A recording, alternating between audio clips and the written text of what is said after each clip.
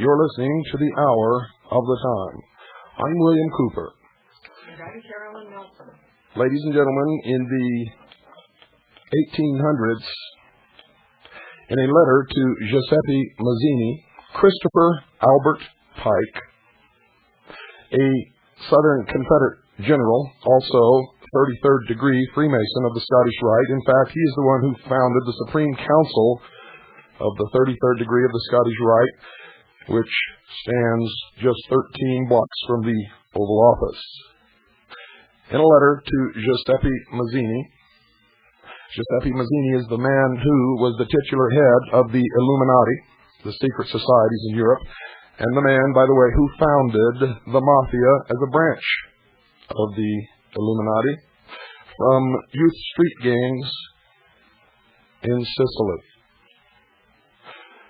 Ladies and gentlemen, in this letter, Christopher Albert Pike outlined the plan to bring into existence a one-world government, ruled by the collective brotherhood in a, what they call, benevolent despotism, which would be brought about by the instigation of 3 global wars.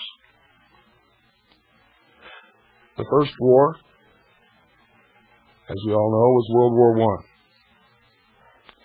That war resulted in a weak organization known as the League of Nations. World War II was brought about, which resulted in a more stronger United Nations. The United Nations was being planned as the war progressed by the 3 major superpower leaders, Franklin Delano Roosevelt, Joseph Stalin, and, of course, Mr. Churchill. They had already divided up the spoils before they even knew that they had won.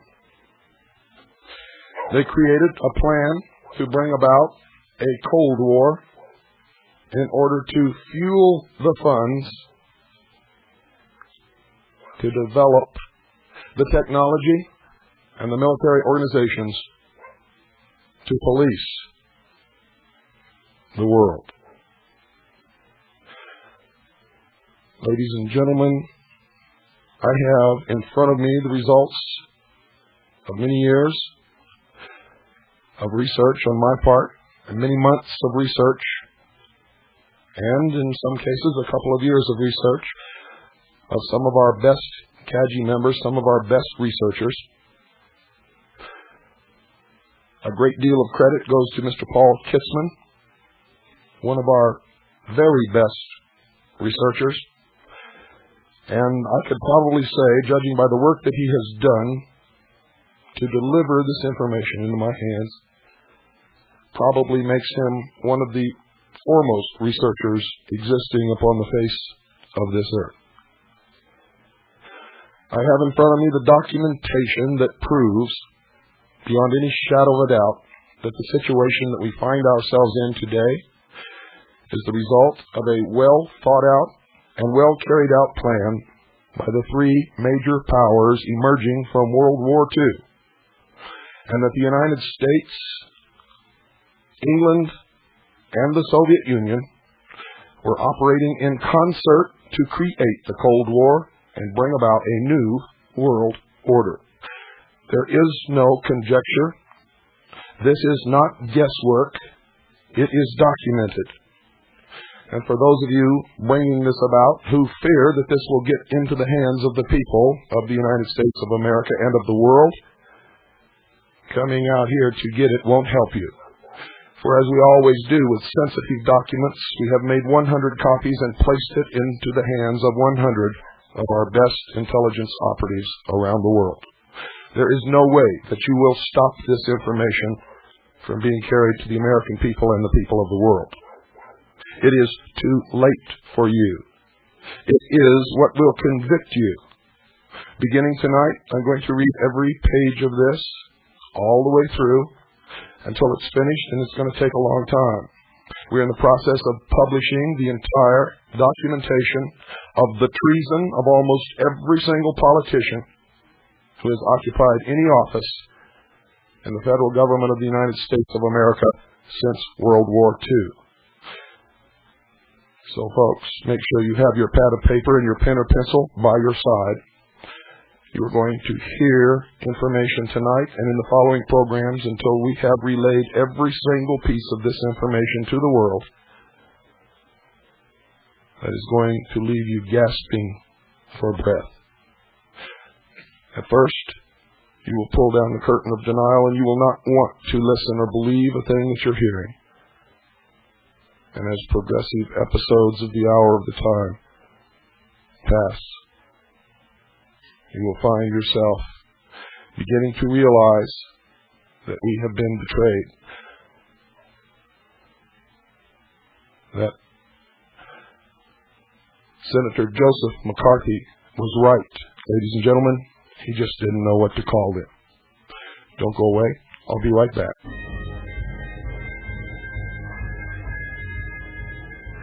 Tonight, ladies and gentlemen, part one. I accuse and I will prove during this hour that President Harry Truman, 33rd degree Freemason of the Scottish Rite, Grand Master of the Missouri Lodge of the Southern Jurisdiction of the Scottish Rite of Freemasonry, is a traitor. I now accuse all those who we entrusted with the government of the United States of America with treason. And during the following episodes, I will prove it and document it and give you, the American public and the people of the world, the names and numbers of these documents and of our research. I here now declare to the United States government and to the world that in view of this evidence I have piled before me, I will no longer support the New World Order. I will not support the treasonous government of the United States of America, which has subverted the Constitution of the United States of America, as has in fact relegated it to the trash can. We have the documents to prove that also. We have the confession of Congress, in both the House and the Senate, in the congressional record, that the United Nations Charter has superseded the Constitution of the United States of America. Tonight I read to you verbatim, with nothing edited, nothing left out, and nothing skipped, from a publication entitled Our Foreign Policy. It is the Department of State publication 3972. General Foreign Policy Series 26, released September 1950, Division of Publications, Office of Public Affairs. The author of this document is Harry Truman. To my fellow Americans, at a time when the duties of citizenship fall heavily on thousands of young Americans, there is a duty that all of us can and should impose on ourselves: to be well informed about the problems that face our country, to weigh the facts, to understand the issues, and to form our own opinions and judgments. This is not an easy undertaking, but it is necessary if we Americans as a people are to exert our full influence for peace and freedom and justice. The following brief survey of American aims and policies was prepared at my suggestion. I think it is sometimes useful to sum up and set down as simply and clearly as possible what we are after in our relations with other governments and their peoples. It is not possible, of course, to tell the whole story of American foreign relations in these few pages.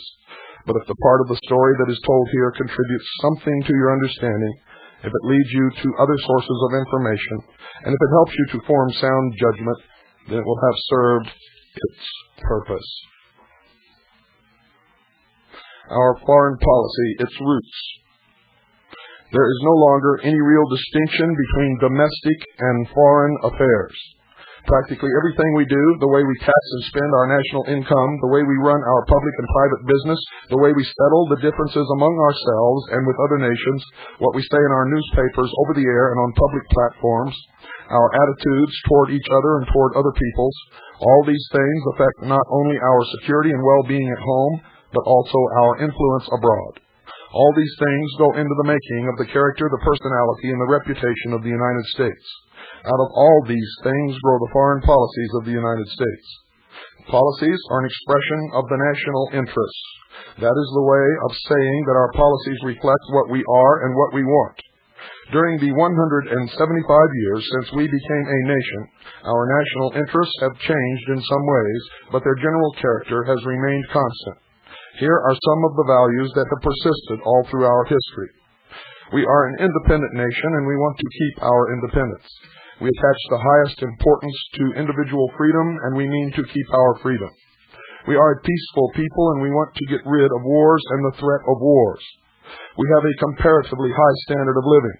We want to raise the standard so that everyone in the United States will eventually have a chance to earn a decent and secure living. We are a friendly people. We have no traditional enemies, and we want to be on good terms with every other people. These are the things on which Americans, with all their different points of view, are most likely to agree. It is the job of the government, as the agent of the people, to promote these national interests. The federal government, as the agent of the people, continually has hard choices to make. It is the job of the government, as the agent of all the people, to try to harmonize group and sectional interests on the one hand with national interests on the other. There has never been a time in our history when we could go about the business of promoting our national interests free from the threat of destructive forces. Some of these forces are inside the country. They stem from groups that oppose the national interests. Some Americans have a view of life that conflicts with the basic propositions on which our democracy was founded. Some try to profit at the expense of the freedom or well-being of others. Some hostile forces have been outside our country. A great deal more needs to be done. Succeeding chapters will discuss what has been done and what needs to be done in concrete terms. The policy of creating situations of strength happens to be the best response to the problem of Soviet expansion, but it is much more than that. It is part of a broad new policy that grew out of the experience of the American people in the Second World War. That experience destroyed the last comfortable illusion of geographical security. It discredited once and for all the doctrine of isolationism. In the light of that experience, Americans made a radical adjustment in their thinking. They came gradually to realize and to accept the fact that far-off events could affect their safety and well-being. A crop failure in India, a famine or flood in China, an election in Finland, a murder in Bosnia, all kinds of events and trends, good or bad, might eventually come to roost on the American housetop. Americans, they knew at last, live and will continue to live in an exposed position. Having made that radical adjustment in their thinking, the American people began to consider in earnest this problem: how to make their exposed position comfortable and safe for their free society. To that end, they began to plan and build an international community in which people could live in peace under the protection of law. The building of such a community is the most ambitious, the most difficult, the most hopeful, and the most exciting enterprise on which the American people have ever embarked. It is big enough and hard enough to engage all our energies. If it were not for the threat of aggression, we could concentrate all our energies on that job. We could say that it was, in fact, the substance of our foreign policy. But unfortunately, that is not possible. The Soviet power drive has cut across the course that we and other peace-minded peoples had charted for ourselves as a hurricane cuts across the path of a ship. It has blown us all miles off our course. It has been a tragic interruption to our progress, a wasteful diversion of our energies. Nevertheless, we are plowing ahead, breasting the hurricane as we go, holding on to our main purposes. What does it mean to build an international community? It means first organizing the members to deal collectively with their problems and to defend themselves collectively against anyone who may threaten the peace and tranquility of the community. So we took the lead in organizing the United Nations and its various specialized agencies. It means, second, repairing the damage of war so that members in good standing can play their full part in the life of the community. To this end, we took the lead in organizing the Marshall Plan and the relief programs which preceded it. It means, third, bringing the outlaws back into the community as decent working members. So we undertook the occupation of Germany and Japan and the education of their peoples in the ways of democracy. It means, fourth, helping the people of the underdeveloped regions of the world to pull their standards of living up to a level that modern science and technology have brought within reach of all people. So we have embarked on the 4-point program of technical cooperation with people who want and can profit by our aid. It means, fifth, developing a sensible system of trade so that all members of the community can expect that their work will contribute to a healthy and expanding economic life for themselves. To this end, we have helped to write an international charter of fair trade practices and to create an international trade organization called GATT, where the nations can settle their disputes across a conference table. Through reciprocal trade and tariff agreements, we are gradually opening up the channels of world trade that have been clogged for a generation. All this is only the bare outline of an international community. Nobody can predict where the experiment will lead or how long it will take. It may in time lead to the international control of all armament, which is essential. It may lead eventually to a form of world government, which is a possibility that excites the imagination of some adventurous people. For the immediate future, at least, we must reconcile ourselves to the need to divert a large part of our thought and our resources to the defense of the free world. We must give our attention to meeting and preventing aggression by creating situations of strength. As we go about this immediate and urgent job, we find ourselves doing many things that we would have to be doing even if there were no aggressors in the world. We find ourselves doing many things that contribute to the larger objective of building a community of nations. This is not to suggest that the threat of tyranny is a blessing in disguise. Far from it. It is an evil thing, and its evil effects will remain to plague the world long after the threat of Soviet power is past. No nation can go through an ordeal of this kind unscathed, but we, at least, can emerge from it self-disciplined and more deeply aware of our national interests in freedom and peace. In that context, let us consider the method by which we arrive at our foreign policies. Who makes it? Many people would like to know how and where foreign policy is made. Is it made in the White House, in the State Department, in the Congress, in Middletown, Ohio, or Iowa? Or does it, like Topsy, just grow? The answer to all these questions is yes. This is not as confusing as it seems. The Constitution gives the President of the United States full authority for making foreign policies and carrying them out. As the elected representative of the people, he has the responsibility of translating the will of the people into foreign policy and of promoting the national interests in terms of foreign policies. The Constitution gives the Senate the job of approving or rejecting treaties and major appointments made by the President. Both houses of Congress hold the purse strings, which gives them considerable power over foreign policies, for which they also are directly responsible to the people. The Congress may also give the President advice about foreign policies through joint resolutions. In 1789, President Washington appointed the first Secretary of State, Thomas Jefferson, as his agent and advisor in carrying out foreign policies. And today the Secretary of State and the Department of State are still the right arm of the President in the conduct of international relations. In practice, most of the agencies of the federal government, 43 at the last count, are now concerned in one way or another with foreign relations. These agencies work together through some 33 joint committees with 142 subcommittees that study and advise on foreign policy matters. Secretary Atchison once described the situation in these words: "The President lays down what the policy shall be. In many cases, the Congress lays down what the policy shall be.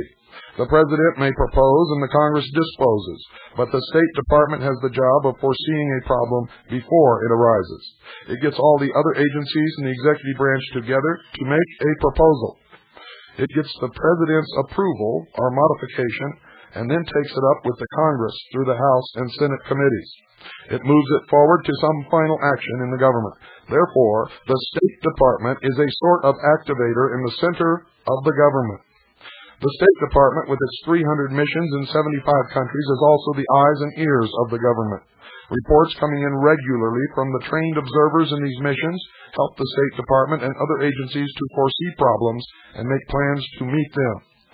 Where does Middletown, Iowa come into the picture? Our policies reflect what we are and what we want. But at first glance, it might seem almost impossible that a country as large as ours, with a population as numerous and as varied as ours, could give a clear-cut, understandable idea of what it is and what it wants.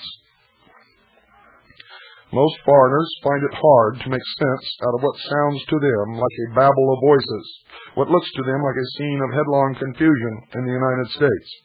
As they come to know us, the sound tends to become a voice. The confusion takes on a certain order. Actually, the American people are better equipped than most other people to form and express their ideas and to arrive at something approximating a national purpose. That is because our lines of communication are many and strong. It is also because the atmosphere of the American community, a legacy of the New England town meeting, encourages everyone to have an opinion and to speak his mind freely. The American people speak their minds daily in 1,000 ways. They communicate directly with their government by letters and telegrams. They communicate indirectly through the press, the radio, and through the leaders of their churches, clubs, labor unions, and other organizations. The lines of communication are good, but they could be even better. In recent years, the government has made a prodigious effort to establish closer relations with the people to develop a two-way traffic of facts and ideas. Examples of this effort showed up in the preparation of the United Nations and the Marshall Plan. Here were two major policy decisions in the making, of which the people of the government really cooperated with some success. Both decisions precipitated great national discussions. Both involved long public hearings before the committees of the Congress, to which citizens came and presented their ideas. Both led to the creation of citizens' committees which studied the problem and reported. There is no simple prescription for the making of a democratic foreign policy. Because of the great size and diversity of our country, our policies will always be a blend of many ideas and interests. The blend will grow richer and stronger as the people and their government become more deeply conscious of their responsibilities toward each other and toward the democratic principles which have made us strong and free. That's the end of that chapter, folks, and I want to bring a few things to your attention. I wrote about this in my book and was severely criticized, and everybody is hailing Harry Truman as a hero now, and you can see that he is the one who planted the seeds of world government in the public eye during his administration post-World War II. He is the man who signed the United Nations Treaty and pushed through the UN Participation Act and created the National Security Act of 1947, which allowed them to operate, to bring this about behind a veil of secrecy. A veil of secrecy. I continue. Chapter 2, toward national security. Every government has a primary responsibility for the security of the people it serves. Every people has a duty to protect itself and to prepare a secure future for its children. But in our natural and necessary concern with security, it is important to know and agree on what we are after. This chapter will explore the needs of American security and take a look at what we are doing to meet them. We talk about American security, realizing that there is no definition of the word security that would satisfy all nations. Each people looks out on the world from its own window and therefore calculates the need of its own security from its own point of view. Like democracy, the word security has been used and misused for many purposes to justify a variety of national policies. Terrible crimes have been committed in its name. Hitler annexed Austria and Czechoslovakia and invaded Poland in the name of German security. Stalin forged a ring of satellite puppets claiming that the Soviet Union needs friendly neighbors to be safe from invasion. After the experience of 2 German invasions, France built a Maginot Line and manned it with a large standing army. Both Hitler and Stalin wanted in the name of security to divide the world into 2 spheres of influence. Let's draw a line, they said. On our side of the line, we'll do as we like, and on your side of the line, you can have complete freedom of action.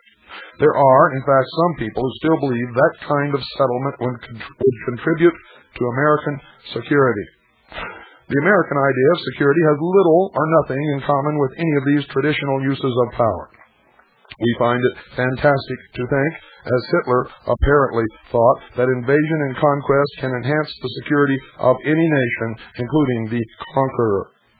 The desire of the Russian people, the victims of Hitler's invasion for friendly neighbors, is not hard to understand, but the Soviet system of puppet satellites, built around a master nation, offers little hope of security to anyone, least of all the people who live under that system. We made a costly escape via Pearl Harbor from our own brand of Maginot Line mentality, the belief that two broad oceans could save us from foreign wars. Most Americans now know that the modern world offers no complete immunity from accident, disaster, and the mistakes of human beings. We are aware also that security is not the same thing as superior military power or the possession of a super weapon. Finally, we have never been interested in the suggestion that a world divided into spheres of influence offers us security. We find that suggestion impractical, unrealistic, and morally indefensible, and don't go away. I'll be right back. I continue with Chapter 2, entitled Toward National Security. The idea of two great powers sitting down together in the year 1950 to carve up the world between them, casually disposing of the fate of other free peoples, may be something for cartoonists to play with. It is not an idea that democratic governments and peoples can seriously consider. The mere suggestion brings home to us the fact that there is a price. No decent, freedom-loving people will pay for security or the false promise of it. Now, ladies and gentlemen, I break here because if you don't understand what's happening here, he's leading you up to a rationalization for the destruction of the sovereignty of the nations of the world, including the United States government, the disarming of our people and our military, and the formation of a one-world government. So please pay close attention. I continue. To understand the American approach to security, we have to consider the problem on two levels. First, the kind and degree of security we can create now and the kind of world we now inhabit. And second, the security we must start to build now if we want a safer, more livable world for our children. As we go along, we will see the relation of every one of our policies to either the short-term or long-term effort to build security. The short-term problem, in plain and brutal terms, is to survive as a free nation in a pioneer world society. Our situation today is something like that of the early settler of the West. In those days, before law and order were established, before families enjoyed the community safeguards that we now take for granted, every settler had to carry arms to protect himself and his family against marauders. Today, each nation has to arm itself, and the lone nation is often at the mercy of an unscrupulous outlaw. In self-defense, the orderly and far-sighted men among the early settlers joined forces for common protection. A rough system of law and order developed in which each settler could get on with his job of clearing the land and plowing it, but always with one ear cocked for danger. So today, the peaceful nations have organized for a degree of security without giving up their basic individual sovereignty. In the present phase of pioneer international society, nations have to live with the danger that an outlaw may precipitate a war by accident or design. For the past 35 years, we Americans have been feeling the effects of that danger in our personal lives. We have watched international criminals at work. We have seen peoples pushed around, humiliated, terrorized, undermined, and finally attacked one by one in Europe and Asia. We have learned some simple rules for survival in a society that permits criminals to defy the law. We learned that there are no longer any foreign wars. There are no more sidelines for a nation to sit on. We learned that the only way to avoid being drawn into war is to prevent war. We learned further that you cannot prevent war in a pioneer society by agreeing to disarm, since the peaceful nations honor their agreements, and those that are planning aggressions ignore them. We became convinced that for the present, peaceful nations can best serve themselves and their society by arming well and joining forces for common defense. These lessons, the product of bitter and costly experience, shaped the new American attitude toward national security, a conviction that the earth was round sent Columbus on his westward adventure. Our conviction that the peoples of the earth were interdependent sent us on an equally bold adventure, an adventure in collective security. We had always been ready to help peaceful nations, but we had never, except in time of war, been willing to team up with them. Now we are ready and willing to do both, and we are doing both because we know that our national interest demands it. The long-range problem. To transform the pioneer international society of today into an orderly community of free nations, that is our long-range purpose. The community idea is thousands of years old in the mind of man, but it is just being born in the minds of nations. To bring an international community into existence may be the work of generations, but we have made a beginning. Sheer necessity might hurry up the process. A community has to have both a political and an economic basis. Even more important, it has to have a moral basis. Certain fundamental standards of decency and behavior have to be understood and accepted by the majority of its members before you can have a successful community. The majority must not only uphold those standards, but insist upon their being upheld. What has been called a consensus of moral judgment is the foundation of law and order and the beginning of real community life. 5 years ago, we helped to create a great testing ground for the community idea, the United Nations. The United Nations. The American people took the lead in demanding and creating a United Nations and thereby reversed a traditional attitude. They had become convinced that all nations were interdependent. They saw no prospect of future peace and security except through international cooperation. And I break here, ladies and gentlemen, because everything that Harry Truman is stating in this 1950 State Department document is a total lie. At the time that he did these things, he was called a traitor, and he is a traitor. This is treason. The United States, the American people, did not call for the United Nations. They did not call for interdependence. In fact, they were very angry at what Harry Truman did. It wasn't until the socialists have recently come into power that Harry Truman has begun to be hailed as a hero. He's well versed in the socialist doublespeak.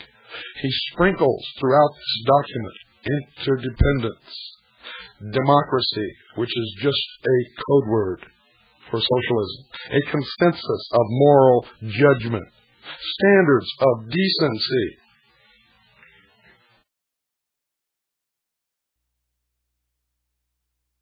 Doublespeak, meaningless promises that have never been and never will be granted to the people of the United States or to the world. I now continue. Security was uppermost in the minds of those who wrote the Charter of the United Nations. To save succeeding generations from the scourge of war was the universal hope of the 51 peoples represented at the San Francisco Conference. All of them were engaged in a terrible war, and they centered their hopes for peace in a united nations. Because the world is not at peace, because the threat of war is still very much with us, the United Nations is blamed for not doing its job of maintaining the peace and security of its members. The 5-year record of the United Nations shows that it can discourage aggression. It can promote peaceful relations, but its power to prevent war and impose peace is still seriously limited. And here comes the part, folks, where we're to give up our sovereignty. I continue. The United Nations has no lawmaking powers. It has no enforcement powers. The Charter did not contemplate an international police force, but it did provide that the Security Council should have military forces in the form of national contingents at its disposal. All United Nations members said the Charter were to contribute contingents by agreement with the Security Council. Air power was to be ready to go into immediate action against an aggressor on instruction from the Council. These provisions of the Charter were not carried out because the Soviet Union blocked every attempt to get agreement on the size, composition, and location of the forces. The story of the United Nations plan for effective control of atomic energy and its rejection by the Soviet bloc will be told in a later section. Against this background of failure to arm the Security Council and failure to control the most deadly of all weapons, it is not surprising that the United Nations has made no real progress toward regulating other kinds of military weapons and forces known as conventional armaments. In other words, folks, what you have in your closets. Continuing. These failures to carry out the provisions of the Charter have handicapped the work of the Security Council and damaged the prestige of the United Nations. But far more damaging to the United Nations has been the open, repeated violation of the letter and spirit of the Charter by one of its most powerful members, the Soviet Union. Every nation that signed the Charter promised solemnly to refrain from the threat or use of force against the territorial integrity or political independence of any state. With that pledge ringing in its ears, the United Nations has watched more than 500 million free people lose their political independence through the threat or use of force. Poland, Hungary, Bulgaria, Romania, Albania, Eastern Germany, and finally Czechoslovakia became puppet police states. The same Soviet purpose is at work in China. He fails to tell you, ladies and gentlemen, that the United States was instrumental in allowing the Soviet Union to do those things. Continuing, the United Nations has helped other nations resist that threat, Iran, Turkey, and Greece, and it is witnessing Yugoslavia's struggle to remain alive within the communist family. Finally, the United Nations stood by while the Soviet Union shook off its charter obligations and walked out of almost every United Nations meeting because it could not impose its will to seek communist China. The United Nations was not built to withstand the attacks of a great power. In fact, its members knew from the beginning that its peacekeeping machinery could not work successfully unless the great powers made a sincere and responsible effort to cooperate. Yet the United Nations survives, and in surviving has shown that what power it has lies in the very consensus of moral judgment, which is the basis of a community. It is that massed moral force of world opinion which accounts for every United Nations victory. The power of world opinion deflected the Soviet threat from Iran in 1946. It was an important factor in maintaining the independence of Greece. It played a considerable part in helping Korea, Indonesia, and Israel to establish their national independence. In all these difficult tests of its strength, the United Nations has been fortified by the full, consistent support of the United States. It has enjoyed the solid moral backing of American public opinion. However, American backing has been only one of the plus factors. On every clear issue, a solid phalanx of public opinion of the whole free world has stood by the United Nations. The Soviet propaganda engine interprets this as proof that the capitalist world is in league against the communist democracies. The truth is that the free peoples are against aggression. They are against the use of threat and terror. They are against the old power game. The moral consensus rose to a new level of power with the reaction of the United Nations to the invasion of South Korea in June 1950. Within 24 hours of the communist attack, the Security Council had called upon the North Koreans to cease hostilities and withdraw their forces. Within 3 days, the Security Council had recommended the United Nations members help South Korea repel the attack. Within 2 weeks of the communist attack, 47 member nations and 12 non-members had declared their full support of United Nations action against the aggressor. In the same period, 7 nations came forward with military contingents to make the fighting force in Korea a United Nations force under a United Nations flag. Within 2 months, offers of concrete help had come from 30 nations. In some cases, these offers represented a hard and courageous choice. It meant that small nations living in the shadow of Soviet power decided to stand up and be counted for the rule of law. In the light of all this experience, with all its discouraging and sobering aspects, the United States continues to put its long-range hopes for a peaceful and secure world order in the United Nations.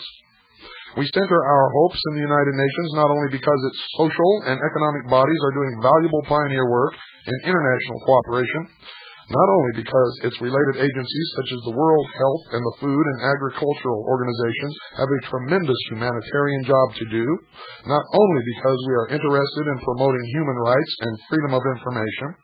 The United States supports the United Nations for all these reasons and also for practical security reasons. We realize that our security consists in a combination of many things. It consists in having superior military and economic power on the side of law and order. It depends on strong and free allies, and it depends also on the goodwill, the respect, the confidence, and the moral support of decent people everywhere. We know of no better way of informing world opinion, of arousing and mobilizing it in defense of peace than through the United Nations. That is why the United Nations is necessary to our security, just as our support is necessary to its healthy development. The problem of the atom. The Charter of the United Nations was signed on June 26, 1945. Hardly 6 weeks later, something happened that created an urgent need for new patterns of international cooperation, a need that the signers of the Charter did not and could not have taken into account. The atomic bomb exploded on Hiroshima. The full meaning of that event was not understood at the time and is still not universally realized. The bomb was not the first weapon of mass destruction or the last. It did not change the basic facts of life in a pioneer international society. It did not make war either more or less probable, but it made the effects of war more terrible. Therefore, those who thought deeply and calmly about the meaning of the bomb came to two simple conclusions: prevent war and find an effective way to outlaw the bomb and develop atomic energy for peaceful purposes only. Ever since 1945, American policy has proceeded from these two conclusions.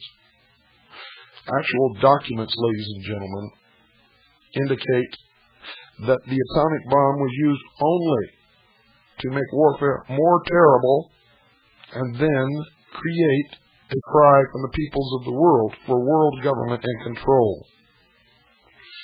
And that's the real truth of the matter. Ever since 1945, American policy has proceeded from these two conclusions. To prevent war was already our major interest and concern. The use of atomic energy presented us with a new and baffling problem. Now let's consider the nature of the problem. The technical details of atomic energy and of the weapons we have developed from its devastating power are very complex indeed, but the principle of the atomic bomb is very simple.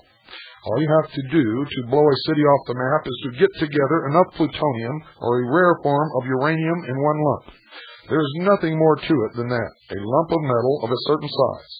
Anyone can do it if he has a way of getting the stuff, knows how to protect himself against the poisonous radiations, and can delay the explosion until he is ready for it. The principle of the hydrogen bomb is also simple enough. Whether it can in fact be developed is not yet known.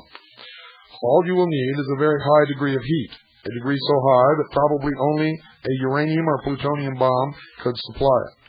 The horror of this situation is that literally anyone with access to the refined materials could bring about an atomic explosion.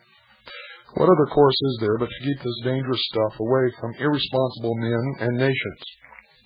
Within a year after the bomb exploded on Hiroshima, the United States had devised plans and proposals for doing just that, keeping the dangerous stuff out of irresponsible hands. The facts are, ladies and gentlemen, is that documents prove that the United States furnished the Soviet Union with the technology to build and detonate their first atomic bomb. And that is a fact. He continues, we decided to put domestic control and development of atomic energy under the authority of a civilian commission. This decision became law on August 1, 1946, when the President signed the McMahon Bill. We decided to put the problem of international control of atomic energy squarely up to the United Nations. Canada, China, France, Great Britain, and the Soviet Union agreed to this plan, and in January 1946, the First General Assembly of the United Nations created a commission on atomic energy with instructions to work out a plan of effective international control. By June 1946, the United States was ready with preliminary proposals for such a plan, and Bernard Baruch, the American representative, put them before the Atomic Energy Commission of the United Nations. The proposals were based on the report of a group appointed by the President early in January to study the problem of atomic control from the point of view of national security and international peace. The report of this group, known as the Acheson-Lilienthal Committee, came to the following conclusion: that effective, workable international control was possible. that international inspection of national atomic activities was not by itself good enough to safeguard the security of individual nations. That therefore a new kind of international authority had to be created which would itself own all the raw materials and carry on all the dangerous operations in the field of atomic development. The non-dangerous aspects of development could be in national hands, but these national activities would have to be licensed and inspected by the international authority. The United States offered to give up its monopoly of atomic weapons and turn over its technical knowledge for an effective international system of this kind. When such an adequate system of control had been approved and had come into effect step by step, then we proposed the manufacture of atomic bombs would stop. Existing bombs would be disposed of by agreement, and a worldwide atomic authority would be in possession of all information about the production of atomic energy for both peaceful and military purposes. These are the main provisions of the United Nations plan, which was approved by an overwhelming vote of the General Assembly in 1948. It is an honest plan aimed at genuine control and promising a high degree of security to all nations. No other method has yet been found that offers genuine control or security. This plan has been rejected and fought by the Soviet Union and its satellites. The Soviet Union stands on its record. And ladies and gentlemen, I am not finished with this document and may not get finished in the next show later at 10 p.m. Mountain Standard Time. Don't forget, if you're on the Pacific Coast, 9 p.m. Mountain, 10 p.m. Central, 11 p.m. And Eastern Standard Time is midnight. Don't miss it. I'm not going to repeat anything, and I'm not going to stop until I have read the contents of every single one of these documents. If anything happens to me, 100 of our most trusted intelligence operatives are in possession of these documents, and they will continue where I left off. Good night, and God bless you all.